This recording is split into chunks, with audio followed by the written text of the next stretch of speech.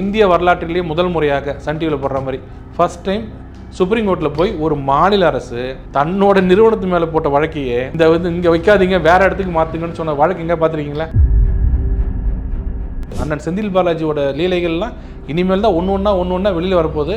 அதனோட விஷயம் வரும்போது இந்தியாவே பிரமிக்கும். 13 சொத்து டெல்லியில், அது மதிப்பு இன்ன வரைக்கும் யாரும் போட முடியல. டெல்லியில் 1 ஏக்கர் 2 ஏக்கர் 3 ஏக்கர்னு 13 சொத்துகள் ஒரே நாள். இது அத்தனையும் வக்ஃப் ப்ராப்பர்ட்டி அப்படின்னு ஒரு நோட்டிஃபிகேஷன் அனுப்பிச்சு அப்படியே வக்ஃப் எடுத்துட்டாங்க ஒரே நாள்.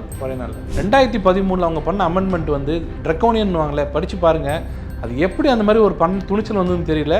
அது பண்ணதுக்கு காரணம் இப்போ எடுத்தாங்கன்னா அதெல்லாம் ஃபுல்லாக வெளியில் வந்துடும். 2004 2014 வரைக்கும் என்னென்னமோ நடந்தது தான் இந்தியாவில். ஆனால் யாரும் ஒரு கேள்வியும் கேட்டதில்லை. ஏன்னா அவங்க என்ன நினைக்கிறாங்கன்னா நீங்கள் சேஃபான ஹேண்ட்ஸில் இருக்கீங்க. அதாவது திமுக காங்கிரஸுக்கு இருந்தாங்கன்னா சிறுபான்மையினர் ரொம்ப சேஃபான ஹேண்ட்ஸில் இருக்காங்க. அவங்கள தவிர வேறு யார் வந்தாலும் உங்களுக்கு பிரச்சனை அப்படின்னு வேறு யாரும் சொல்கிறதில்ல. திமுகவும் காங்கிரஸுமே இது அடுத்தது வராங்க பாருங்கன்னு பூச்சாண்டி காட்டுற மாதிரியே. அப்புறம் போகிற போக்கில் இது வக்ஃப் ப்ராப்பர்ட்டிங்க அப்படின்னு ஒரு நோட்டீஸ் கொடுப்பாங்க தெரியுங்களா? அதெல்லாம் இனிமேல் கிடையாது. சாதாரண ஆள் இல்லை, அப்துல் ரஹ்மான்ற வக்ஃப் போர்டு சேர்மன் சொல்கிறாரு அது எல்லாமே எங்களுக்கு தாங்க. பின்னாடி பாருங்கள் 1500 ஆண்டுகளுக்கு முன்னாடி கட்டப்பட்ட கோயில் இருக்குன்னு. அதெல்லாம் இல்லைங்க, எல்லாம் எங்களுக்கு. நல்லா புரிஞ்சுங்க, இந்த தன்மையை புரிஞ்சுங்க. ஒரு அப்துல் ரஹ்மான்ற ஒரு வக்ஃப் போர்டோட சேர்மன் பின்னாடி வான உயரத்தில் நிற்கிற ஒரு 1500 ஆண்டுகளுக்கு பழமையான ஒரு கோயிலையும் சேர்த்து என்னோடதுன்றாரு. இஸ்லாம் வந்து எத்தனை நாள் ஆச்சு?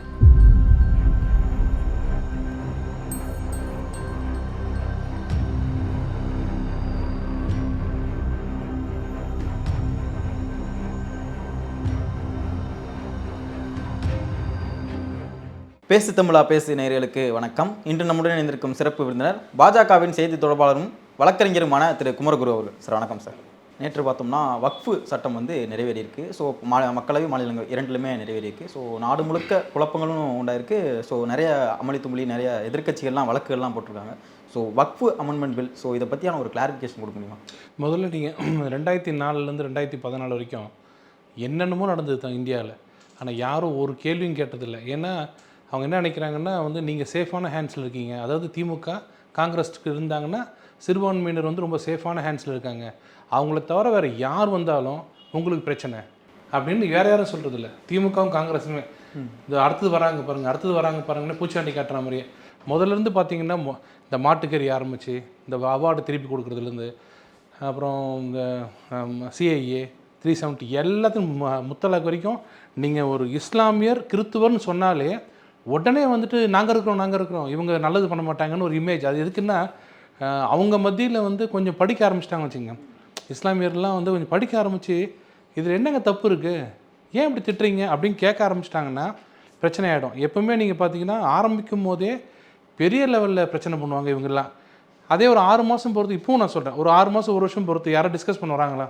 இன்றைக்கி நான் சொல்கிறேன், சவால் விட்டு சொல்கிறேன், திமுக ஆகட்டும் காங்கிரஸ் ஆகட்டும் தமிழ்நாட்டில் யாராவது ஒருத்தர் எங்ககிட்ட விவாதம் பண்ண தயாராக கேளுங்க. முத்தலாக் பற்றி, ஆர்டிகல் 370 பற்றி, சிஐஏ பற்றி. சிஐஏல நம்ப மாட்டீங்க, 1.5 மாதம் வண்ணாரப்பேட்டையில் ஒரு இடத்தையே எடுத்து வச்சுக்கிட்டு சாப்பாடு போட்டு சாயின் பாகன் போட்டு என்ன பேசுனாங்கன்னு யாருக்கும் தெரியாது. மோடியே, பிரதமரே, அமித்ஷாவே இப்படி தான் பேசுனாங்க. இன்றைக்கி யாராவது ஒருத்தருக்கு தைரியம் இருந்தால் எங்ககிட்ட நேரம் நின்று நாங்கள் சிஐஏ அன்றைக்கி எதிர்த்தோம்ல, அது காரணம் பாருங்கள். இங்கே பையன் பாருங்கள், அந்த பையன் நல்ல பையன், இங்கே ஊரில் பிறந்த பையன், வண்ணாரப்பேட்டையில் பிறந்த பையன், இன்றைக்கி அவனுக்கு சிட்டிசன்ஷிப் இல்லை, இன்றைக்கி அவன் இந்தியாவில் இல்லை, அவன் கடலில் தூக்கி போட்டோம். இதுக்கு நீங்கள் என்ன பதில் சொல்ல போகிறீங்க கேட்டாங்களா? அது எது சொல்ல வரேன்னா சிறுபான்மையினர் புரிஞ்சுக்கணும். தயவுசெய்து ஏதாவது ஒன்று கொண்டு வந்தால் குய்யோ முறைன்னு கற்றுனா நீங்கள் கூட சேர்ந்து பயப்படாதீங்க, இருங்க. மோடி அவர்கள் ஆட்சிக்கு 11 வருஷம் ஆச்சு. எந்த சிறுபான்மையினரை துன்புறுத்திட்டாரு? சரி இங்கே விடுங்க, தமிழ்நாடு வேறு பூமி, ஒரு மாதிரி கலர் பூமி, ஆரஞ்சு பூமி. இது உத்தரப்பிரதேசில், மத்திய பிரதேசில், பீகாரில் என்ன நடந்துச்சு? எல்லாத்தையும் நம்ம தான் ஆட்சியில் இருக்கோம், பிஜேபி தான் ஆட்சியில் இருக்குது. இஸ்லாமியர் ஒழுங்காக இல்லையாங்க? இல்லை சார், இப்போ நம்ம சொல்கிற இந்த மேஜரான சட்டங்களாகவே இருக்கட்டும், ஆர்டிகல் 370 இருக்கட்டும், ட்ரிபிள் தலாக்காக இருக்கட்டும், இப்போ கொண்டு வந்த வக்ஃப் அமெண்ட்மெண்ட், ஸோ இது எல்லாமே ஒரு சமூகத்தை பேஸ் பண்ணியே கொண்டு வர மாதிரி இருக்குல்ல? அதாவது இத்தனை நாளாக அநீதியாக இழைக்கப்பட்ட சமூகத்துக்கு, அந்த சமூகத்துக்கு அநீதி இழைக்கப்பட்டது. இவங்க என்ன ஒன்றும் இல்லைங்க, சின்ன உதாரணம். ஒரு பெண்மணி கணவர் என்னை விட்டுட்டு போயிட்டாரு, எனக்கு மெயின்டெனன்ஸ் கொடுங்கன்னு கேட்குறாங்க. அதுக்கு சுப்ரீம் கோர்ட் என்ன பண்ணுறது, மெயின்டெனன்ஸ் கொடுக்க வேண்டியது தான், நியாயமாக கொடுங்கன்னு சொல்லிட்டாங்க. அவங்க மதத்தை பார்க்கல. அந்த பெண்மணிக்கு கொடுத்த உடனே ராஜீவ்காந்தி இறங்கி அந்த மாதிரி மெயின்டெனன்ஸ் கொடுக்குற பழக்கம் முஸ்லீமில் இல்லையே. சட்டத்தை மாற்று. எதுக்கு சொல்கிறேன்னா, அதாவது ஒரு அநீதி நடந்ததுன்னா நாங்கள் காப்பாற்ற வரோம், அநீதி அநீதியாகவே தொடரட்டும் அப்படின்னு நினைக்கிறது காங்கிரஸும் திமுகவும். இதில் வந்து சொத்தில் வந்து அவங்களுக்கு பங்கு கிடையாது. முத்தலாக்குன்றது ஒரு அநியாயமான சட்டம். நமக்கு அது தெரியாது. ஏன்னா நம்ம கூட பிறந்த அக்கா தங்கச்சி நம்ம அம்மா யாரும் அதில் பாதிக்கப்படல. பாதிக்கப்படுற இஸ்லாமியர் பாதிக்கப்படுறாங்க. ஆனால் எதிர்த்து குரல் கொடுக்கறதுக்கு அவங்க தைரியம் இல்லை. ஏன்னா மதம் வந்து கட்டுப்படுத்துது. ஒரு பெண்மணி இல்லை ஒரு அண்ணன் ஒரு தம்பி தான் அக்காவுக்கு நடந்த துயரத்தை போய் எங்கே சொல்லுவான்? அந்த மதம் எங்கே சொல்ல விடுது? அவங்களோட மத குருமார்கள் அவங்க என்ன சொல்லுவாங்க, இல்லை தம்பி நம்ம இதில் குரானில் அப்படி இல்லைப்பா அப்படின்னா அவன் என்ன பண்ணுவாங்க, சரி குரான்லேயே அப்படி தான் இருக்குன்னுவாங்க. நாம் என்ன சொல்கிறோம், குரானில் அப்படி இல்லைங்க, முத்தலாக்குன்றது தான் குரானில் இருக்குது. அதுவே பல ஊரில் வந்து செயல்படுத்தலை. இன்ஸ்டன்ட் முத்தலாக்குன்றது எங்கேயுமே கிடையாது இந்த உலகத்தில். இந்தியாவில் மட்டும்தான் ஃபாலோ பண்ணுறாங்க. அது பண்ணக்கூடாது. ஒரு பிறைக்கு தான் ஒரு தலாக் இருக்கணும்னு நபிகள் நாயகத்திலேருந்து வருது. அது கரெக்டான முறை. ஒரு பிறை அவங்க சிந்திக்க விடணுமா, அந்த ஆண் வந்து சிந்திக்கணும். சரி நல்ல மனைவி தானே அது, ஏன் நம்ம விடணும் அப்படின்னு சிந்திக்க டைம் கொடுக்கணும். இவங்க என்ன பண்ணிட்டாங்க, எஸ்எம்எஸ் தலாக் தலாக் தலாக் முடித்த உடனே அவங்க குருமார்கள் என்ன பண்ணிட்டாங்க, முத்தலாக் இருக்குப்பா வேறு வழி இல்லை, நீ டிவோர்ஸ் பண்ணிட்டு போயிடு. அவர் என்ன பண்ணார், போயிடுவார். அவருக்கு கவலை இல்லை. அந்த பெண்மணி அதை பார்த்து ஒரு மோடி நியாயத்தை பண்ணுங்க. நான் என்ன சொல்கிறேன், குரானில் என்ன இருக்குதோ அதை சொல்லுங்கள், பைபிளில் என்ன இருக்குதோ அதை சொல்லுங்கள், ஏமாத்தாதீங்கன்னு சொல்கிறேன். நாங்கள் மதவாதிகள் அப்படியே இருக்கிறது இருக்கட்டும், நீங்கள் அப்படியே இருங்க, அடிமைப்பட்டே கடங்கன்னு சொல்கிற காங்கிரஸும் திமுகவும் நல்லவங்க. இவங்களுக்கு இப்போ ஒன்றுனா புரிய இப்போ சொல்கிறேங்க, இன்றைக்கி சவால் விடுறேன். இந்த சட்டம் வக்ஃபு இந்த அமெண்ட்மெண்ட் சட்டம் கரெக்டாக இன்னொரு 1 வருஷம் பொறுத்து பாருங்கள். அதனோட பலன் தெரியும் போது இஸ்லாமியர்களே இல்லை, அடா பாவிகளை இந்த சட்டத்தையே வேணாம், நீங்கள் இவ்வளோ பணம் எங்களுக்கு கொண்டாந்து கொட்டுறாங்களே வக்ஃப் போர்ட்லேருந்து. இப்போ வக்ஃப் போர்ட்லேருந்து இந்தியாவில் தமிழ்நாட்டில் வந்த வருமானம் 200 கோடியா. இந்தியாவில் போன வருஷம் வக்ஃப் போர்ட்லேருந்து வந்த தொகை வந்து 200 கோடி. மொத்த சொத்தினுடைய வந்து சச்சார் கமிட்டி சொல்லுது 10,000 கோடி சர்வ சாதாரணமாக இன்கம் வர்ற ப்ராப்பர்ட்டிஸ் நீங்கள் வச்சுருக்கீங்க. 2006லேயே அந்த சச்சார் கமிட்டியோட அறிக்கை சொன்னாங்க. 10,000 கோடி தமிழ்நாட்டுக்கு ஒரு 600-700 கோடி வச்சுக்கோங்க சாதாரணமாக வக்ஃப் போர்ட்லேருந்து வருது. அந்த 600-700 கோடி கவர்மெண்ட் கொடுக்க போகிறதில்ல, எனக்கு கொடுக்க போகிறதில்ல. அவங்க இஸ்லாமிய சமூகத்தை சேர்ந்தவங்களுக்கு ஸ்காலர்ஷிப், சைக்கிள், லேப்டாப் கொடுக்கலாம்ல. அது ஏன் அந்த சட்டத்தை ஏன் தப்பாக பயன்படுத்துறீங்கன்னு சொன்னால் குதிக்கிறாங்க. நான் சொல்லலை, இதை நான் வந்து சொன்னால் தப்பாயிடும், பிஜேபின்னு சொன்னால் தப்பாயிடும். நேற்று பாருங்கள் தடா ரஹீம் சொல்கிறாரு, முழுக்க ஆதரிக்க வேண்டிய சட்டம். ஸோ இப்போ பல இஸ்லாமிய அமைப்புகள் எதிர்க்கிறதுக்கு காரணம் என்ன இருக்குன்னு நினைக்கிறீங்க? அதுதான் சொல்கிறேன். அவங்க என்ன சொல்கிறாருன்னா, தடா ரஹீம் என்ன சொல்கிறாருன்னா, எனக்கு தெரிஞ்சு அப்துல் ரஹ்மான் ஒருத்தர் இருந்தார், அவர் எத்தனை சொத்தை என்னென்ன பண்ணார் எனக்கு தெரியும்.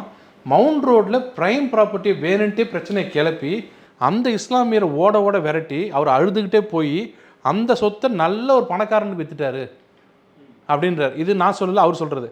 இன்னொன்று, அந்த உள்ளே நடக்கிற அந்த வக்ஃப் போர்டுக்கு அந்த குழுவில் போய் உட்காந்திங்கன்னா காது கொடுத்து கேட்க முடியாது. ஏன்னா நீ இவ்வளோ சம்பாரிச்சிய, நீ அந்த சொத்து எடுத்துக்கிட்டிய, இப்படி பேசுகிறாங்க. ஒரு வரைமுறை வேணும் அப்படின்றதுக்காக இதை கொண்டு வந்தோம். இது ஒரு முக்கியமானது. இதில் முக்கியமாக மக்களுக்கு தெரிய வேண்டியது, தயவுசெய்து ரூமரை பொருளையே நம்பாதீங்க. இந்த அமெண்ட்மெண்ட் சட்டம் என்ன சொல்லுது, இன்னை வரைக்கும் எந்தெந்த சொத்தெல்லாம் வக்ஃப் போர்டு சொத்துன்னு ஆராயப்பட்டு கணக்கிலிடப்பட்டு பட்டியலிடப்பட்டு இருக்கோ அது அப்படியே கண்டினியூ ஆகும். போதுமா? இல்லை நாங்கள் ரீஆடிட்டிங்லாம் பண்ணுவோம் அப்படின்லாம் சொல்லியிருந்தோம். நான் இப்போ சொல்கிறேன், வந்த சட்டத்தை வச்சு சொல்கிறேன்.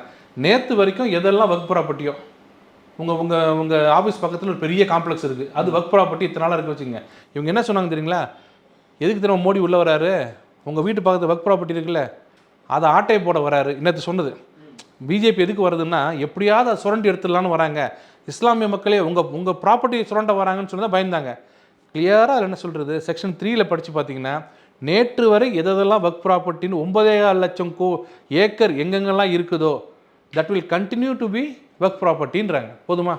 எந்த பிரச்சனை வருது, எங்கெல்லாம் டிஸ்பியூட் இருக்கோ, அப்புறம் போகிற போக்கில் இது வக்ஃப் ப்ராப்பர்ட்டிங்க அப்படின்னு ஒரு நோட்டீஸ் கொடுப்பாங்க தெரியுங்களா, அதெல்லாம் இனிமேல் கிடையாது.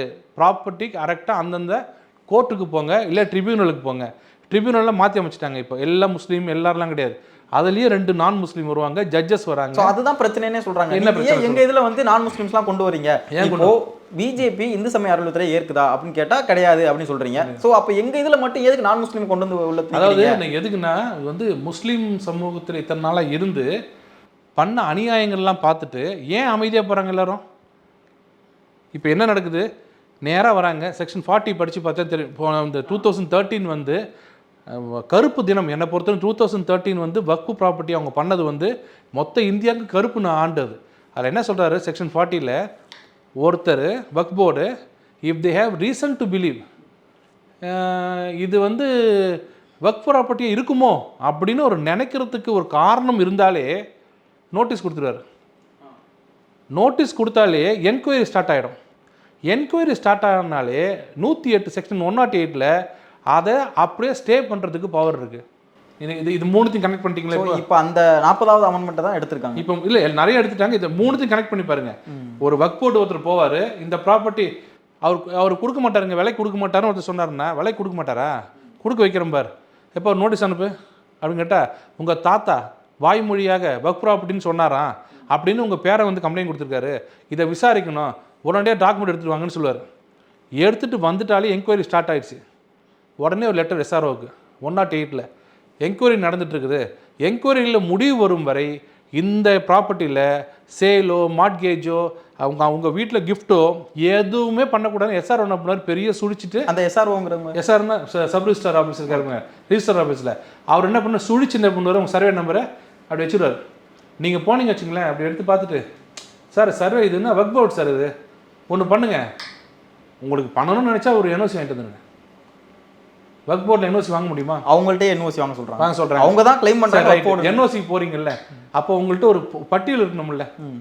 இப்போ நீங்கள் நிறுவனம் நடத்துகிறீங்க, உங்கள்கிட்ட எத்தனை கேமரா இருக்குன்னு உங்கள்கிட்ட பட்டியல் இருக்குல்ல. பட்டியல் கேட்டிங்க வச்சுங்களேன், இருங்க எந்த ப்ராப்பர்ட்டின்னு சொல்லுங்கள், நான் இருக்கேன் பார்த்து சொல்கிறேன்றது இருந்துன்னா அந்த பட்டியல் ஏற்றிடுறது. புரியுதா? நீங்களே வந்து NOC கேட்குறீங்க, ஒரு சர்வே நம்பர் 32 ஆலப்பாக்கம் வில்லேஜா, உன் பேர் என்ன அப்துல் ரஹீமா, சரி நான் அப்போ பார்த்துக்கிறேன், அடுத்த நாள் காலை அப்துல் ரஹீம் ஏற்றிடுறது, உன் பேர் இருக்கப்பா அதில் அப்படிங்கிறது. ஸோ அப்படியெல்லாம் பண்ண முடியுமா? பண்ணிட்டு இருக்காங்கன்னு தான் இந்த பிரச்சனையே. அப்போ தான் என்ன சொல்கிறாங்க, இப்படி அநியாயம் பண்ணுறீங்களா, NOCயும் கொடுக்க மாட்டீங்க, அப்போ நான் என்ன பண்ணணும்னா அந்த விலைக்கு விற்றுட்டு போயிடு அப்படின்னு அப்துல் ரஹ்மான் பண்ணதை தராரின்னு சொன்னார் பாருங்க. இது பண்ண முடியாதுன்னு நீங்கள் சொன்னீங்கல்ல. திருச்சியில் என்ன பண்ணீங்க? திருச்செந்தூரையில் என்ன பண்ணீங்க? வந்து 300 ஏக்கர் எங்களுதுன்னீங்களா? ஒரு டாக்குமெண்ட் காமிச்சிங்களா? நேற்று என்ன சொல்கிறாரு ஆராசா, அது பொய்ன்னு அந்த கலெக்டரே சொல்லிட்டாரு. ஏன் சொன்னார் கலெக்டரு? ஏன்னா 300 ஏக்கர் கை வச்சுட்டீங்க. நீங்கள் 30 சென்ட்டில் கை வச்சுருந்தா யாருக்கும் தெரிஞ்சிருக்காது. 300 ஏக்கர்னோடனே மக்கள் கொந்தளிச்சிட்டாங்க. எங்கள் முப்பாட்டம் சொத்து, என்னோட தாத்தா சொத்து, நீ திடீர்னு வந்து 302 டாக்குமெண்ட் என்கிட்ட, டாக்குமெண்ட்லாம் என்கிட்ட கிடையாது, மொத்தமானார். யார்? சாதாரண ஆள் இல்லை, அப்துல் ரஹ்மான்ற வக்ஃப் போர்டு சேர்மன் சொல்கிறாரு, அது எல்லாமே எங்களுக்கு தாங்கன்னு. எங்கள் பின்னாடி பாருங்கள், 1500 ஆண்டுகளுக்கு முன்னாடி கட்டப்பட்ட கோயில் இருக்குன்னு. அதெல்லாம் இல்லைங்க, எல்லாம் எங்களுது. நல்லா புரிஞ்சுங்க, இந்த தன்மையை புரிஞ்சுங்க. ஒரு அப்துல் ரஹ்மான்ற ஒரு வக்ஃப் போர்டோட சேர்மன் பின்னாடி வான உயரத்தில் நிற்கிற ஒரு 1500 ஆண்டுகளுக்கு பழமையான ஒரு கோயிலையும் சேர்த்து என்னோடதுன்றாரு. இஸ்லாம் வந்து எத்தனை நாள் ஆச்சு? 7th செஞ்சுரியில் அரபில் தோணுது. 1200 ஆண்டு இருக்குமா? இன்றைக்கி என்ன 1500 ஆண்டுகளுக்கு முன்னாடி சோழன் கட்டின இதை என்னோடதுன்றாரு. அடுத்த நாள் என்ன பண்ணிட்டாங்க, என்னங்க ஓவராக உணர்ச்சி வசப்பட்டு பேசிட்டீங்க, ஓப்பனாக மாட்டிக்கிட்டேங்கன்னு. கோயில் கிடையாதுங்க, மற்ற இடம்லாம் இருங்கிறாங்க. அவங்க சொன்னாங்க கோயிலை ஒட்டி தான் நாங்களாம் இருக்கோம். பிளேட்டண்ட்டாக மாட்டிக்கிட்டாங்க. அப்புறம் என்ன பண்ணிட்டாங்க, கலெக்டர் விட்டு என்ன பண்ணாங்க, அந்த மாதிரி NOCயே தேவையில்லைன்ட்டாங்க. SRO என்ன பண்ணிட்டார், சரி சப் ரிஜிஸ்டர் நாளையிலேருந்து நீங்கள் பண்ணிக்கலான்ட்டார். ஒரு பூதம் கலந்தோடனே மாட்டிக்கிட்டீங்க. எத்தனை இடத்துல இருக்குது எனக்கு தெரியுங்க. நான் எத்தனை வழக்கறிஞரை எத்தனை இடத்துல ஒப்பீனியன் கொடுத்துருக்கேன். அந்த இடத்துலலாம் சூழ்ச்சிருக்காங்க வக்ஃப் போர்டு ப்ராப்பர்ட்டின்னு. சார் டாக்குமெண்ட்டு தெரியலைங்க. இப்போது அதெல்லாம் பண்ண முடியாது. எதுவாக இருந்தாலும் டாக்குமெண்ட்டோடு போகணும். அப்போ அங்கே யார் இருக்கணும்? ஒரு நான் முஸ்லீம் 2 பேர் இருக்கணும். அவங்க யாருன்னு பாருங்கள், எக்ஸ்பர்டீஸாக இருக்கணும், லா தெரிஞ்சவங்களாக இருக்கணும். அதே சமயத்தில் மற்ற முஸ்லீம்லாம் வந்து அதே இதில் பழக்கப்பட்டவங்களாக இருக்கணும். அதில் அந்த அந்த இஸ்லாம் சட்டம் தெரிஞ்சவங்களாக இருக்கணும். எல்லாம் இருக்குது. எல்லோரும் உட்காந்து பார்க்கும்போது ப்ராப்பர்ட்டி தானே. அவர் சொல்லுவார், இல்லைங்க பட்டாவே இல்லையே.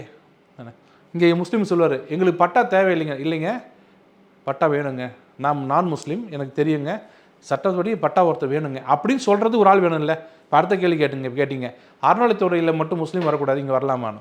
கரெக்டான கேள்வி. அறநிலைத்துறை எங்கேயாவது ப்ராப்பர்ட்டி டீல் பண்ணுதா? உங்களுக்கு தெரிஞ்சதை சொல்லுங்கள். சப்போஸ் நீங்கள் அறநிலைத்துறைக்கு போகிறாங்க, இப்போது அப்படி மாற்றிங்களேன், அறநிலைத்துறை உங்களுக்கு வீட்டுக்கு ஒரு நோட்டீஸ் அனுப்புது, சார் நீங்கள் இருக்கிற ஃப்ளாட் நம்பர் B12 எங்களுதுன்றது, நீங்கள் சொத்து இந்த ஃப்ளாட்டு இந்த ஏக்கர் நிலம் என்னோடதுன்னு சொன்னாங்கன்னா நேராக நீங்கள் சிவில் கோர்ட்டுக்கு போகணும்.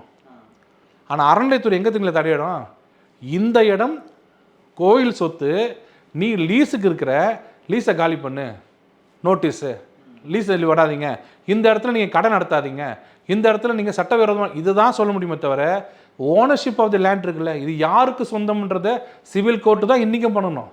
ஹெச்ஆர்என்சியில் என்ன பண்ணுறாரு ஜேசி தெரியுங்களா? யார் பரம்பரை அறங்காவலர், யார் தக்கார், யார் வந்து அங்கே திருடினது, கிரீடம் எத்தனை இருக்குது, அது அர்ச்சனை டிக்கெட் எத்தனை விற்கலாம், கும்பாபிஷேகம் எத்தனை மணிக்கு வைக்கலாம், ஐயர் தட்டில் நீ போடலாமா இல்லை போடக்கூடாதா, உண்டியலில் போடணுமா, இதை தான் நீங்கள் டிசைட் பண்ணுறீங்க. எங்கேயாவது ஒரு அறநிலைத்துறை ஆஃபீஸரு அப்புறம் எல்ஐசி எங்களுதுப்பா அப்படி நோட்டீஸ் கொடுத்துருக்காரா? இவங்க கொடுக்குறாங்களே. பார்லிமெண்ட்டே கூட வக்ஃபோட ப்ராப்பர்ட்டின்னு சொல்லுவாங்க. அது மாதிரி ஒரு அறநிலைத்துறை நம்ம ஐயா ஸ்டாலின் அவர்கள் இருக்கிற வீட்டை சித்தரஞ்சன் சாலை எங்களுதுன்னு நோட்டீஸ் கொடுக்க முடியுமா? கொடுத்தா அவர் என்ன பண்ணுவார்? கொடுக்கலாம், ஐயா இது மாதிரி இருக்கியான்னு. அப்படியா, நாளை காலை ஸ்டே வாங்குறேன் சொல்லி நேராக நானி பல்கிவாலா மாதிரி பெரிய பெரிய ஆளை வச்சு ஸ்ட்ரெயிட்டாக சுப்ரீம் கோர்ட்டில் போய் ஸ்டே வாங்கிட்டு வருவார் அவருக்கு மட்டும். ஆனால் இதே இஸ்லாமியருக்கு அந்த இது இப்போ புரிஞ்சுங்க, இஸ்லாமிய அந்த ஹிந்துஸோ கிறிஸ்டின்ஸ் மட்டும் பாதிக்கல, பெரும்பான்மை இது முஸ்லீம் பாதிக்கப்பட்டிருக்காங்க. அந்த ஜமாத்துக்குள்ளே இருப்பாங்கல்ல, அதிலே ரொம்ப ஓவராக பேசுகிறாருப்பா, ஒரு நோட்டீஸ் கொடுப்பான்றது அதனால தான் இப்போ என்ன, அந்த 74 பிரிவில் சன்னி அண்ட் ஷியா மட்டும்தான் இன்க்ளூடட் இத்தனை நாளாக. இன்றைக்கி பாருங்கள், அகன்கானி, போரா எல்லாரும் உள்ளே சேர்த்து எல்லாருக்கும் உண்டான இதுவாகிட்டாங்க. இன்னொன்று, நீங்கள் சொல்கிறது என்ன, சட்டத்தை வச்சு அபகரிக்க போகிறாங்கன்னு. உங்கள் சொத்து உங்களுது, ஆனால் இன்னொருத்தன் சொத்தில் நீங்கள் போய் கையை வச்சுட்டு அது நீ எங்கிட்ட தான் வரணும், நான் ஸ்டே கொடுத்தேன்னா. இன்னொன்று, ட்ரிபியூனல் நடந்துகிட்டு இருக்கும்போது சப்போஸ் ட்ரிபியூனலில் வந்து எல்லோரும் சேர்ந்து இல்லை இது ஒர்க் ப்ராப்பர்ட்டி தான் சொல்லிட்டா, தெர் இஸ் நோ அப்பீல் கோர்ட்டுக்கே போக முடியாது. அப்போ ஒரு முடிவு பண்ணுங்கள். ட்ரிபியூனல் இருக்கிறவங்கலாம் இது வரைக்கும் நேற்று வரைக்கும் இருக்கிறவங்கலாம் எல்லாமே அந்த இஸ்லாமத்தில் அந்த இதை சேர்ந்தவங்க, ஒரே மனநிலையை கொண்டவங்க. ஒருவேளை நான் எல்லோரும் சொல்ல, ஒருவேளை அந்த ஒர்க் போர்டில் இருக்கிற எல்லாரும் சேர்ந்து இல்லைப்பா நம்ம வந்து ஒரு வழி பண்ணிடலாம், சம்பாதிச்சிடலாம், வர்ற வரைக்கும் அடித்து சம்பாதிச்சிடலாம் முடிவு பண்ணிட்டா, செக் அண்ட் பேலன்ஸ் யார் கொடுக்குறது? எங்கேயாவது இருக்கா? செக் பண்ணுறதுக்கு எங்கேயாவது வழி இருக்கா? இல்லை. இப்போ இருக்குது ஒரு ஜாயின்ட் செக்ரட்டரி, ஒரு retired judge, Supreme Court judge, High Court ஜட்ஜுன்னா ஒரு அக்கௌண்டபிலிட்டி இருக்கும். மற்றதுக்கும் இதுக்கும் அப்படிலாம் பண்ண முடியாதுப்பா. ஏன்னா ஹைகோர்ட்டுக்கு நாளைக்கு அப்பீல் பண்ணிங்கன்னா ஹைகோர்ட்டில் பார்த்து கேட்பாங்க, இதை யார் முடிவு பண்ணுது? இந்த டிஸ்ட்ரிக்ட் ஜட்ஜ் கூப்பிட்டு, என் அறிவு இருக்கா இப்படி பண்ணியிருக்கேன் அப்படின்னு கேட்க முடியும்ல. இப்போ எப்படி கேட்க முடியும்? ஓகே, இப்போது முன்னாடி இருந்த அமெண்ட்மெண்ட்டுக்கும் இப்போ பண்ண அமெண்ட்மெண்ட்டுக்குமான வித்தியாசம் என்னன்னு சொல்ல முடியுமா? ஏன்னா இப்போ அளவுக்கு அதிகமான அமெண்ட்மெண்ட் பண்ணியிருக்காங்க, கிட்டத்தட்ட 20க்கும் மேற்பட்ட அமெண்ட்மெண்ட் கொண்டு வந்திருக்காங்க அப்படின்னு சொல்கிறாங்க. ஸோ இதெல்லாம் இஸ்லாமியர்களுடைய உரிமையை பறிக்குது அப்படின்லாம் சொல்கிறாங்க. இவ்வளோ நேரம் சொன்னால் தான் இஸ்லாமிய உரிமை எங்கே படிக்குது? சட்ட ரீதியாக உங்களுக்கு என்ன உரிமை இருக்கோ அதை கொடுத்துருவாங்க. இன்னொன்று, அப்பா சொத்தை கொடுத்துட்டாரு, தானம் கொடுத்துட்டாரு வச்சுருக்காங்க. அது அப்பா சொத்தே இல்லை, தாத்தா சொத்து. இது ரொம்ப டீப்பாக போகிறேன், கரெக்டாக பார்த்துங்க. அப்பா வந்து தானம் பண்ணிட்டு போயிட்டார், அழகாக தானம் பண்ணிட்டார், சீல் போட்டு நான் ஒர்க் போர்டுக்கு நான் தானமாக கொடுக்குறேன்னு ஜென்யூனாக கொடுத்துட்டு போயிட்டார். பசங்க எடுத்து படிக்கிறாங்க, பார்த்தா இது எங்கள் அப்பாவுக்கு அவருக்கு சம்மந்தம் கிடையாது, தாத்தா சொத்து. கரெக்டாக தாத்தா சொத்தில் வருமா? பையனுக்கு வருமா? தாத்தா சொத்து, தாத்தா செத்துட்டாரு, பையனுக்கு வராது இல்லை, பையன் பொண்ணு மாதிரி எல்லாரும் தானே வரும், பேரண்ட்டுக்கும் வரும்ல. பேத்தி கேட்குது, இல்லைங்களே இது எங்கள் அப்பாவுக்கே சொந்தம் இல்லைங்களே, எங்கள் தாத்தா சுயமாக சம்பாதிச்சது, எங்கள் அப்பாவுக்கு ஒன்றுமே கிடையாது, அவர் எப்படிங்க தானம் பண்ண முடியுன்றாங்க. கொடுத்து தான் போன்றாங்க. இப்போ இருக்க அமெண்ட்மெண்ட்டில் பொண்ணுக்கு உரிமை இருந்தால் சொத்து திருப்பி கொடுக்கணும். கரெக்டாக தப்பா? இஸ்லாமிய பெண்களுக்கு கரெக்டாக தப்பா? இது எங்கேயாவது தப்பு நடக்குதா? ஆனால் இதுக்கு முன்னாடி எப்படி தெரியுங்களா? அப்பா கொடுத்துட்டாரு, ஒன்ஸ் வக்ஃப் இஸ் ஆல்வேஸ் வக்ஃப். பார்த்தீங்களா அந்த டைலாக்? ஒரு தடவை வக்ஃப் ஆகிடுச்சுன்னா என்றைக்கும் வக்ஃப் ப்ராப்பர்ட்டி. இதுக்கும் ஒருத்தர் கொடுத்தா கூட சரி, சட்டப்படி அவருக்கு தகுதி இல்லைன்னா கொடுக்கக்கூடாது. இன்னொருத்தர் ப்ராப்பர்ட்டிங்க நான் எழுதி கொடுத்துட்டு வந்துடுறேன், ப்ராப்பர்ட்டி முடிஞ்சுது, வக்ஃப் ப்ராப்பர்ட்டி. இப்போ அது முடியாது. உங்கள் ப்ராப்பர்ட்டின்னா இன்னொன்று போட்டிருக்காங்க, இனிமேல் எந்த ப்ராப்பர்ட்டியாக இருந்தாலும் த்ரூ ப்ராப்பர் ரிஜிஸ்டர்ட் டீட். வாயில் சொல்கிறது, கையில் கொடுக்குறது எல்லாம் கிடையாது. நான் சாசனம் மாதிரி எழுதி இன்றைக்கு நான் கொடுக்குறேன்னு சொல்லணும். அதில் ஒரு வேளை டிஸ்பியூட் இருந்ததுன்னா வக்ஃப் எடுக்க முடியாது. ஓகே, இப்போது 2006 சச்சார் கமிட்டி ஒரு அறிக்கை கொடுக்குறாங்க, கிட்டத்தட்ட 6 லட்சத்துக்கும் மேற்பட்ட ஒரு ஏக்கர்கள் இருக்குது அப்படின்னு சொல்லிட்டு. ஸோ இப்போ அது அப்படியே டபுள் மடங்காக இருக்குது. அது எப்படின்னா, நீங்கள் வந்து நிறைய பேர் உண்மையில தானம் கொடுத்தவங்க நிறைய பேர் இருக்காங்க. ஆனால் நிறைய இடத்துல வந்து இவங்க அபகரிச்சது லேண்டு நிறைய பேர் சொல்ல முடியாமல் என்ன பண்ண முடியும்? அப்பீல் கிடையாதுங்க. ட்ரிபியூனல் ஆர்டர் போடுது, ஒரு 10 ஏக்கர் வச்சுங்க, 10 ஏக்கர் லேண்டு வாங்கிடுறாங்க. ட்ரிபியூனல் சொல்லுது 10 ஏக்கர் உங்கள் தாத்தா வந்து வாய்மொழியாக கொடுத்துட்டு போயிட்டாரு, போ வெளியில் அப்படின்ட்டாங்க வச்சுங்களேன். அவருக்கு ரெமடியே இல்லையே. அவர் என்ன பண்ணுவார்? ஆண்டவனை வேண்டிக்கிட்டு வேறு வழியில் ஓட்டு போயிருப்பாரு. முன்னாடி இருந்த இதில் கோர்ட்டில் கூட போயிட்டு அப்பீல் பண்ண முடியும். அப்பீல் பண்ண முடியாது. அண்ட் ஸ்பெஷல் சர்க்கம்ஸ்டான்சஸ்ன்றாங்க, ரொம்ப ரொம்ப முக்கியமான இதில் தான் போக முடியும். இப்போ அப்படி கிடையாது. Magistrate court, district court, sessions court, நேராக ஹை கோர்ட்டு போதில், சுப்ரீம் கோர்ட் போதில் எல்லாமே போகிற மாதிரி அதே மாதிரி இதுவும் ஒரு சொத்தாக போகும். அப்போ உங்களுக்கு பயம் இருக்கும் எல்லாருக்குமே. ஆர்டர் போடும்போது ட்ரிபியூனல் பயப்படும். இது ஹைகோர்ட்டில் நாளைக்கு பார்ப்பாங்கப்பா, நமக்கு பிரச்சனை ஆகிடும்பான்னு பயப்படுவாங்க. அந்த அக்கௌண்டபிலிட்டி தான் இதில் கொண்டு வராங்கன்றது முக்கியமாக சொல்கிறோம். இன்னொன்று, யார் ப்ராப்பர்ட்டி வேணாலும் ரீசன் டு பிலீவ்னு பண்ண முடியாது. நீங்கள் கண்டிப்பாக அதை கோர்ட்டுக்கு தான் முடிவு பண்ணணும்னு சொல்கிறது. இதெல்லாம் சேர்த்து பார்லிமெண்ட்லேருந்து ஒருத்தர் 2 பேர், எம்எல்ஏ ஒருத்தர், அட்வொகேட் ஒருத்தர், அந்த முஸ்லீம் கமிட்டிலேருந்து முட்டாவளி ஒருத்தர், நிறைய போட்டு பஞ்சாயத்து போர்டில் இருக்கிறவங்க, முனிசிபாலிட்டி இருக்கிறவங்க எல்லாரையும் உள்ளே போட்டிருக்காங்க. எல்லாம் தப்புனுவாங்களா? ஓகே சார், இப்போ இந்த அமெண்ட்மெண்ட்டுக்கான தேவை என்ன இருக்குது, என்ன காலத்தினுடைய கட்டாயமாக என்ன இப்போ அப்படின்னு சொல்லிட்டு எதிர்க்கட்சியெல்லாம் கேள்வி வைக்கிறாங்க. ரெண்டாவது, நாங்கள் சுப்ரீம் கோர்ட்டில் கேஸ் போடுறோம் இது சம்மந்தமாக அப்படின்னு சொல்லிட்டு திமுகலேருந்து காங்கிரஸ் எல்லாருமே கேஸ் போட போகிறாங்க. ஸோ இப்போ என்ன தேவை என்ன இருக்குது இப்போ இந்த அமெண்ட்மெண்ட்டுக்கு? 370க்கு என்ன தேவை இருக்குது? இல்லை, ஒரு வாக்கு அரசியல் உருவாக்குறாங்க. 370க்கு என்ன தேவை? ஏன்னா நம்ம இப்போ ஒரு அமெண்ட்மெண்ட் கொண்டு வரோம், ஒரு ஆர்டிகல் 370 மாதிரியான இதெல்லாம் நீக்கிறோம். ஸோ ஒரு சமூகம் வந்து அவங்கள எதிர்க்குது. ஸோ அதற்கு எதிரான சமூகம் வந்து ஒரு வாக்கு வங்கியாக கிரியேட் ஆகுதோ? ஒரு இப்போ எதுக்கு இலவச பஸ் பெண்களுக்கு இத்தனை நாள் இல்லாமல் சுதந்திரம் கிடச்சி 70 வருஷம் ஆச்சு. இப்போ எதுக்கு உரிமை தொகை 1000 ரூபாய்? அந்த சமயத்துக்கு என்ன தேவையோ. 2013 ஒரு சின்ன உதாரணம் சொல்கிறேன். 2013 நான் சொன்னேன் பார்த்தீங்களா, முதல் 2013 டிசம்பரில் இந்த சட்டம் வருது. அமெண்ட்மெண்ட் என்ன நான் சொன்னேன், செக்ஷன் 40 அண்ட் செக்ஷன் 108. செக்ஷன் 40 எது உன்னுடைய ஒர்க் ப்ராப்பர்ட்டி நீ நினைக்கிறியோ அது ஒர்க் ப்ராப்பர்ட்டி ஆகிடும், நீ கிளைம் பண்ணலான்னு போட்டிருக்காங்க. ஏன் இது திடீர்னு காங்கிரஸ் சாதாரண பண்ண மாட்டாங்களே, எப்படி திடீர்னு அது பண்ணாங்கன்னு சொன்னால், டிசம்பர் 2013 இந்த இது அமெண்ட்மெண்ட் வருது. மார்ச் 2014 ஒரு நோட்டிஃபிகேஷன் வருது. மே 2014 மோடி ஆட்சிக்கு வர்றாரு.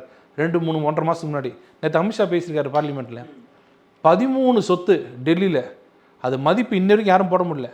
டெல்லியில் 1 ஏக்கர் 2 ஏக்கர் 3 ஏக்கர்னு 13 சொத்துகள் ஒரே நாள், இது அத்தனையும் ஒர்க் ப்ராப்பர்ட்டி அப்படின்னு ஒரு நோட்டிஃபிகேஷன் அனுப்பிச்சு அப்படியே ஒர்க் எடுத்துட்டாங்க ஒரே நாளில். எலெக்ஷனில் வரப்போகிறதுலாம் தெரியும். 2G தலைக்கு மேலே தொங்குது, இனி வரப்போகிறதில்ல.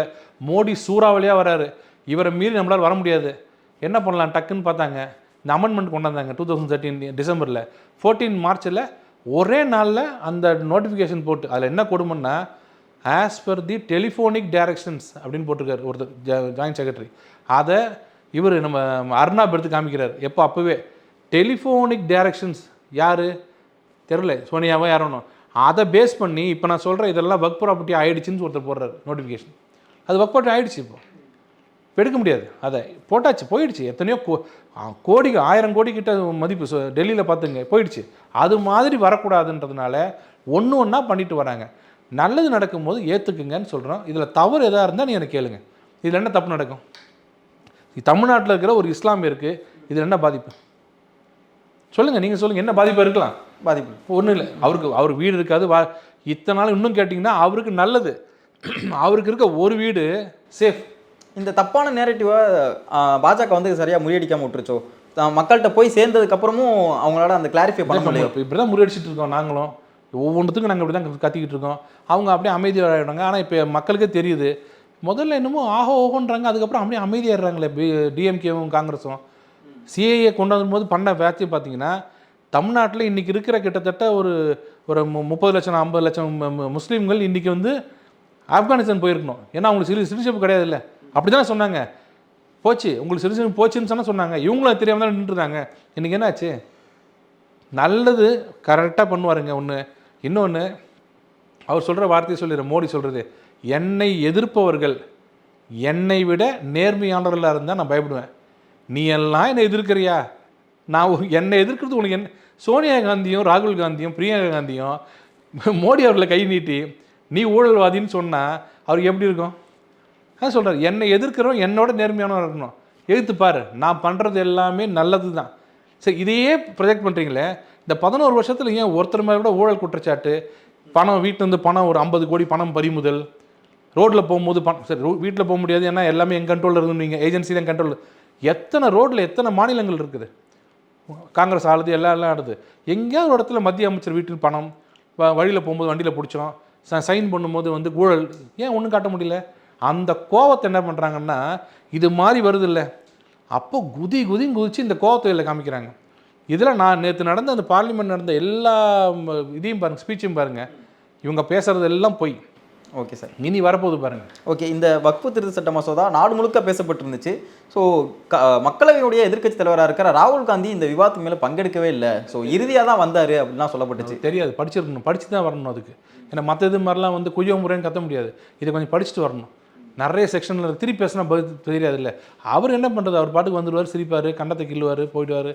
நம்ம எவ்வளோ சீரியஸாக பேசிட்டு இருக்கோம், நீங்கள் எதுக்கு அவர் இருக்கிறீங்க? இல்லை, இப்போ புதுசாக தேர்ந்தெடுக்கப்பட்டிருக்க பிரியங்கா காந்தி கூட வந்து பங்கேற்கலை அப்படிலாம் சொல்லப்பட்டுச்சு. இதில் என்ன பேசினாலும் நமக்கு திருப்பி வரும். நம்ம பண்ண தப்பு 2013 அவங்க பண்ண அமெண்ட்மெண்ட் வந்து ட்ரக்கோனியன் வாங்கலை, படித்து பாருங்கள். அது எப்படி அந்த மாதிரி ஒரு துணிச்சல் வந்ததுன்னு தெரியல. அது பண்ணதுக்கு காரணம் இப்போ எடுத்தாங்கன்னா அதெல்லாம் ஃபுல்லாக வெளியில் வந்துடும். அதனால் பயந்து போய் கூட வராமல் இருக்கலாம். ஓகே சார், இறுதியாக ஒரு கேள்வி என்னென்னா, நம்ம தமிழ்நாட்டில் ரொம்பவே பேசப்பட்ட விஷயம், அதுவும் தமிழக பாஜக தலைவர் இருக்கிற அண்ணாமலை அவர்கள் பேசப்பட்ட விஷயம்னா, டாஸ்மாகில் 1000 கோடி முறைகேடு நடந்திருக்கு அப்படின்னு சொல்லியிருந்தாங்க. ஸோ அமலாக்கத்துறையும் அதை குறிப்பிட்டிருந்தாங்க. ஸோ அது சம்மந்தமான வழக்கை வந்து வேறொரு மாநிலத்துடைய உயர்நீதிமன்றத்துக்கு மாற்றணும் அப்படின்லாம் சொல்லிட்டு தமிழக அரசு சொல்லியிருந்தாங்க. ஸோ தமிழக அரசியல் வரலாற்றிலே இதுவரை ஒரு விஷயம் நடந்ததே இல்லை அப்படின்னு சொல்லிட்டு நிறையா செய்தி ஊடகங்கள் எல்லாம் பார்க்க முடிஞ்சிச்சு. ஸோ எதற்காக வேறொரு மாநிலத்துக்கு மாற்றணும்னு சொல்லி குறிப்பிட்டிருந்தாங்க. இந்த விஷயம் முதல்ல இந்த வழக்கு வரும்போது முதல்ல ஒரு அமர்வு இருந்தது. நீதியரசர் MS ரமேஷ், நீதியரசர் செந்தில்குமார்னு, அவங்கள்ட்ட வந்து வரும்போதே ரொம்ப மோசமாக தமிழக அரசு வந்து எங்களை வந்து ரூமில் வச்சு அடைச்சிட்டாங்க, பெண்களை வீட்டுக்கு அனுப்பலை, 6 மணிக்கு அனுப்பலை, எல்லாம் சொன்னாங்க. அவங்க எல்லாம் கேட்டுக்கிட்டு சரி விரிவாக ஒரு பதில் மனு தாக்கல் செய்யுங்க அப்படின்னு சொன்னாங்க. அப்போவே வந்து அவங்க பேசின விதம் ரொம்ப தப்பாக இருந்தது. எங்களுக்கெல்லாம் என்ன இவ்வளோ மோசம் பேசுகிறாங்க கோர்ட்டில் அப்படின்னு நினச்சிட்டு இருந்தோம். திருப்பி அந்த இது அமர்வு மாற்றப்பட்டு இப்போ SM சுப்ரமணியன் நீதியரசர்கிட்ட வந்துச்சு. வந்த அன்றைக்கி முதல் நாளே வந்து வேற ஒரு மூத்த வழக்கறிஞரை வச்சு ரொம்ப இதுவாக அவர் கூட விசாரிக்கிற ஒரு நீதியரசர் ராஜசேகர்னு ஒருத்தர் இருக்கார். அந்த நீதியரசரோட தம்பி தான் வந்து செந்தில் பாலாஜியோட வக்கீல். அதனால் இவங்க 2 பேரும் வந்து அங்கே ஹைகோர்ட்டில் இருக்க அத்தனை பேர் தெரியும், மோஸ்ட் ஹானஸ்ட் ஜட்ஜஸ் இங்கே ஹைகோர்ட்டில். யாரை கேட்டான்னு சொல்கிறாங்க. அவங்கக்கிட்ட போயிட்டு இவங்க ராஜசேகர்ன்ற விசாரிக்கக்கூடாதுன்னு சொன்னால் அவங்களுக்கு என்ன ரொம்ப கோவம் வந்துருச்சு. இல்லை அதெல்லாம் பேசாதீங்க, நாங்கள் அதெல்லாம் யாராலையும் எங்களுக்கு இன்ஃப்ளூயன்ஸ் பண்ண முடியாதுட்டாங்க. அப்போவே அவங்க மூடு பார்த்துட்டாங்க. திமுகவும் தமிழக அரசும் பார்த்துருச்சு. இந்த அமர்வில் நம்மளால் ஒன்றும் பண்ண முடியாது, ஒரு மோஸ்ட் ஆனஸ்ட் ஜட்ஜஸ் இவங்களோட இன்ஃப்ளூயன்ஸ் தான் பண்ண முடியாது. அவங்க கரெக்டாக கேட்டாங்க. அன்றைக்கே ஒரே வார்த்தை அந்த நீதியரசர் SM சுப்ரமணியன் ஒரே வார்த்தை கேட்டார். அப்படியா, நீங்கள் ஒரு சர்ச் பண்ணும்போது பெண்களெல்லாம் உள்ளே வச்சுருந்தாங்களா? ஐயோ கஷ்டமாக இருக்கு. நீங்கள் சர்ச் பண்ணும்போது எப்படி பண்ணுவீங்க? தமிழக அரசு லஞ்ச ஒழிப்புத்துறையெல்லாம் பண்ணுறீங்களே, நீங்கள் சர்ச் பண்ணுறீங்க. நாங்கள் இரவில் பண்ணுறது இல்லைன்னு சொன்னார். ஓ, சர்ச் பண்ணுறது கூட நீங்கள் நினச்சதான் சர்ச் பண்ணுவீங்களான்னு கேட்டார். சர்ச்ன்றது என்ன? ஒருத்தன் பிடிச்சோன்னு ஓடி போய் வீட்டில் சர்ச் பண்ணணும். இருட்டுடுச்சுப்பா, நாளை காலைல போய்ப்பா நீ வீட்டில் போய் தூங்கிட்டு எல்லாம் பதுக்கி வச்சு நாளை காலைல கூப்பிடுவாங்களே, அதில் ரொம்ப மூக்கறுபட்டாங்க. அப்போ புரிஞ்சுக்கிட்டாங்க இந்த ஜட்ஜஸ் வந்து நமக்கு ஃபேவராக இல்லை. கரெக்டாக கேள்வி கேட்குறாங்க. வேலை நான் மாட்டிக்கிற போகிறோமோ, மாட்டிக்கிட்டாங்க அதில். அதனால் இந்திய வரலாற்றிலேயே முதல் முறையாக சன் டிவியில் போடுற மாதிரி ஃபர்ஸ்ட் டைம் சுப்ரீம் கோர்ட்டில் போய் ஒரு மாநில அரசு தன்னோட நிறுவனத்து மேலே போட்ட வழக்கையே இந்த வந்து இங்கே வைக்காதீங்க வேறு இடத்துக்கு மாற்றுங்கன்னு சொன்ன வழக்கு எங்கே பார்த்துருக்கீங்களா? இல்லை. எதிர்கட்சிகள் சொல்லுவாங்க. இப்போ ஆக்சுவலாக பார்த்தீங்கன்னா இப்போ பிஜேபி சொல்லணும், டாஸ்மாக் கேஸ் இங்கே நடத்தாதீங்க. ஏன்னா டாஸ்மாகில் இருக்கிற MDயும் டாஸ்மாக் நிறுவனமும் திமுகவும் எல்லாம் ஒன்று. அவங்க ஏதாவது கொல்யூட் ஆகி பொய் சாட்சி சொல்லுவாங்க, ஆவணத்தை மாற்றுவாங்க. எப்படி ஜெயலலிதா இதில் வந்து இவர் பேராசிரியர் அன்பழகன் என்ன சொன்னார், இங்கே நடத்தினா நியாயம் கிடைக்காதுன்னு மாற்ற அதே மாதிரி பண்ணுவாங்க. ஆனால் முதல் தடவை உலகத்திலேயே என்னோட ஆட்சி நடக்கிற ஒரு இடத்துல இந்த ஆட்சி நியாயம் கிடைக்காது, வேறு ஆட்சிக்கு வேறு மாநிலத்துக்கு எப்படி மாற்ற முடியும்? நீங்கள் இருங்க, வேடிக்கை திங்கக்கிழமை காலையில் வேடிக்கை இருக்குது. சுப்ரீம் கோர்ட் ஒரே கேள்வி தான் கேட்பாங்க, அப்போ உங்கள் கண்ட்ரோல் உங்கள் ஸ்டேட் இல்லையான்னு கேட்பாங்க. எதுக்காக மாற்றணும்? இப்போது உங்கள் ஸ்டேட் கண்ட்ரோல் இருக்குது, ED வந்து ரைடு பண்ணுறாங்க, ED மத்திய அரசோட நிறுவனம் பண்ண போகிறாங்க. நீங்கள் டெக்னிக்கலாக பேசுங்க, ED எப்படிங்க வரலான்னு கேளுங்க. அது வேறு மாநிலத்துக்கு மாற்றுங்கன்னு என்ன சொல்ல வராங்க? ED அங்கே வேறு மாநிலமா? மத்திய அரசு தானே ED இருக்குது, வேறு மாநிலம் போனால் என்ன ஆகும்? ED கேலி கூத்து. எங்களுக்கெல்லாம் சட்டம் படிச்சுட்டு இதெல்லாம் பார்த்தா சரி ஏதோ பண்ணுறாங்க. பட் இந்த விவகாரத்திலே நிறையா அமைச்சர்களுக்குலாம் சம்மந்தம் இருக்குது, நிறைய பேர் மாற்றுறதுக்கான வாய்ப்புகள்லாம் இருக்குன்னு சொல்லப்படுது. டாஸ்மாகில் இல்லாதவங்க ஆளே இல்லைங்க. கீழே வந்து கவுன்சிலர் வரைக்கும், MLA MP கவுன்சிலர் வரைக்கும் எல்லாமே டாஸ்மாகில் பாரில் இருக்காங்க. இதில் இந்த பிளாக்கில் விற்கிறவங்க இருக்காங்க, டிஸ்டிலரிஸ் விற்கிறவங்க இருக்காங்க, அதில் MPங்க இருக்காங்க. இது எடுத்திங்கன்னா ஒட்டு மொத்தமாக எல்லாம் வரும். நான் சொல்லலை, இதை PTR பாண்டியராஜன் தியாகராஜன் சொன்னார். ஒழுங்காக வியாபாரம் உள்ளே வந்ததுன்னா நிதி 1 லட்சம் கோடி வரணும், பில்ஃப்ரேஜ்னால இப்போ 50,000 கோடி தான் வருது அப்படின்னு நான் சொல்லலை, அவங்க சொல்கிறாங்க. அதை இப்போ தோண்டி எடுக்கும்போது ED எடுக்கும்போது பார் எடுத்து நடத்தினவங்களுக்கு பேன் கார்டு இல்லைன்றது இப்போ தான் ஃபஸ்ட் டைம் பார்க்குறாங்க. இதெல்லாம் இன்னும் வரப்போகுது. அண்ணன் செந்தில் பாலாஜியோட லீலைகள்லாம் இனிமேல் தான் ஒன்று ஒன்றா வெளியில் வரப்போகுது. அதனோட விஷயம் வரும்போது இந்தியாவே பிரமிக்கும். ஓகே சார், இது வரைக்கும் வக்ஃபை பற்றியும் டாஸ்மாக் நடந்த முறைகளை பற்றியும் விரிவாக பேசினதுக்கு நன்றி சார். பேசு தமிழா பேசுவினுடைய மக்கள் ஃபவுண்டேஷன் மூலமாக நம்ம ஒரு மிகப்பெரிய ஒரு பசு சரணாலயம் அமைப்பதற்கான முயற்சியில் ஈடுபட்டிருக்கோம். இந்த பசுக்கள் சரணாலயத்திற்கு என்னுடைய கான்ட்ரிபியூஷனாக நான் ஏதாவது கொடுக்கணுங்கிற எண்ண ஓட்டத்தின் அடிப்படையில் கிட்டத்தட்ட 10 ஆண்டுகளுக்கு மேலே நான் கலெக்ட் பண்ண கலை பொருட்கள் அனைத்தையும் விற்று அதன் மூலமாக திரட்டப்படக்கூடிய தொகை என்னவோ அதை இந்த மக்கள் ஃபவுண்டேஷனுக்கு, இந்த பசு சரணாலயம் திட்டத்திற்கு என்னுடைய கான்ட்ரிபியூஷனாக கொடுக்க போகிறேன். இந்த பொருட்கள் அனைத்துமே நம்முடைய பேசு தமிழா பேச அலுவலகத்தில் விற்பனைக்கு இருக்குது. கீழே இருக்கக்கூடிய இந்த கான்டாக்ட் நம்பருக்கு நீங்கள் கால் பண்ணி இது பற்றின மேலதிக விவரங்களை நீங்கள் தெரிஞ்சுக்கலாம். அது மட்டும் இல்லாமல் மக்கள் ஃபவுண்டேஷனுடைய அக்கௌண்ட் நம்பரை இந்த வீடியோடைய டிஸ்கிரிப்ஷனில் கொடுத்துருக்கோம். நீங்கள் நேரடியாக அந்த அக்கௌண்ட் நம்பர் மூலமாகவும் உங்களுடைய கான்ட்ரிபியூஷன்ஸை கொடுக்கலாம். பேசு தமிழா பேசு ஒரு சேனல் கிடையாது, அது ஒரு இயக்கம்னு நான் உறுதியாக நம்புகிறேன். உங்களுடைய குரலை தான் நாங்கள் ஒவ்வொரு வீடியோலையும் பேசுகிறோம், உங்களுடைய மனசாட்சியை தான் நாங்கள் பிரதிபலிக்கிறோங்கிற ஒரு எண்ணம் எங்களுக்கு இருக்குது. அதே எண்ணம் உங்களுக்கு இருந்ததுன்னா தொடர்ந்து பேசு தமிழா பேசுவினுடைய முயற்சிகளுக்கு நீங்கள் கொடுக்கக்கூடிய ஆதரவை இந்த பசுக்கள் சரணாலயம் திட்டத்திற்கும் கொடுக்கணும்னு சொல்லி ரொம்ப தாழ்மையோடு கேட்டுக்கிறேன். உங்களுடைய அன்பாலையும் ஆதரவாலையும் தான் பேசு தமிழா பேசி இயங்கிட்டு இருக்கு. அதற்கு என்றென்றைக்கும் நன்றி. ஏப்ரல் 5 மற்றும் 6 தேதிகளில் சென்னை மீனம்பாக்கத்தில் இருக்கக்கூடிய ஏஎம் ஜெயின் கல்லூரியில் சென்னை லிட் ஃபெஸ்ட் நடக்க இருக்கு. மிக முக்கியமான கலை இலக்கிய திருவிழா. தேசிய அளவில் பல்வேறு ஆளுமைகள் கலந்துக்க இருக்காங்க. மறக்காம அனைவரும் கலந்துக்கோங்க. அனுமதி இலவசம். இண்டோய் சென்னை லிட் ஃபெஸ்ட் 2025. இப்போ உடல் ரீதியாக ஒரு பிரச்சனை வருது அப்படின்னா அந்த பிரச்சனைக்கு இந்த ஒரு வாஸ்து பாதிப்பு காரணமா இருக்கும் அப்படின்னு சொல்ல முடியுமா? உங்க வீட்டோட தென்கிழக்கு தெற்கு சார்ந்த 22 டிகிரில என்ன இருக்குங்கிறத நீங்க செக் பண்ணுங்க. நான் சொல்ற மாதிரி பாதிப்பு அந்த இடத்துல இருந்தது அப்படின்னா நிச்சயமா அந்த இடத்துல. இந்த மாதிரி ஆன்மீகம் மற்றும் ஜோதிடம் சார்ந்த இன்னும் பல வீடியோக்கள் பார்க்கணுமா? மறக்காம திருவருள் டிவிக்கு சப்ஸ்கிரைப் பண்ணுங்க. திருவருள் டிவியுடைய சேனல் லிங்க் இந்த வீடியோடைய டிஸ்கிரிப்ஷன்ல இருக்கு.